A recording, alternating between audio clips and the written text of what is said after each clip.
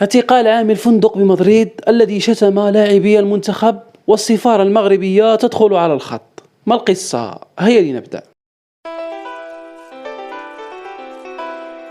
في آخر تطورات قضية السب والشتم الذي تعرضت له بعثة المنتخب المغربي بالعاصمة الإسبانية مدريد من أحد العاملين في فندق الإقامة قبل مباراة البيرو الودية.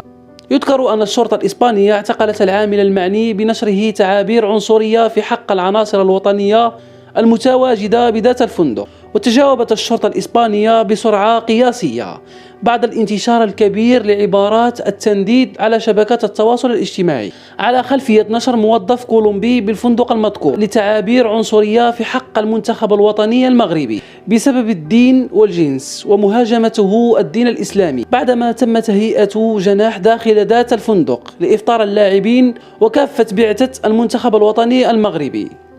يذكر أن السفارة المغربية في مدريد قررت بدورها وضع شكاية رسمية لدى النيابة العامة الإسبانية لتحريك المتابعة في حق من صدرت منه هذه التعابير العنصرية على أساس الدين والجنس. ويتواجد المنتخب الوطني المغربي بفندق يوروستار بالعاصمة الإسبانية مدريد لمواجهة منتخب البيرو غدا الثلاثاء على أرضية ملعب متروبوليتانو التابع لنادي أتلتيكو مدريد.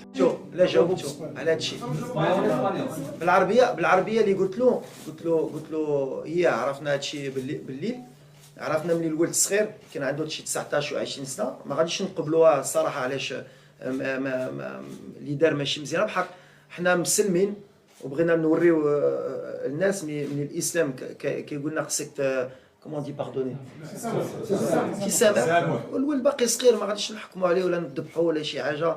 دار غلط، ديالنا حنا الشكاره ديالنا يمكن على البوليس، والولد لا يسامح. الشهر ديال رمضان حنا غنبينوا حنا المغاربه وحنا مسلمين كنسمحوا الراسيس، ما غاديش نقبلوها. بحال واحد يمكن عمره ما خرج من بلادو، ما كيعرف شنو هي الاسلام، ما كيعرف شنو هي العرب. حنا اكثر اللي نقدروا نبينوا هي دابا اليوم يعرفوا شنو هي مسلمين، نقولوا اون لي باردون، الله يسامح، باش حتى هو عنده انكور اون في ابخي هادشي، ما يكونش حتى هو حياته كامله يقول ظلموني ولا شي حاجه. دار غلط، طلب مسامحه، من بعد كاين لو كوتي جوريديك. بحال حنا انا كمدرب وكالفرقه وكمغربي نهضر على مسلمين، اون فالي دير مسكين اون لي باردون، ما كلام والو.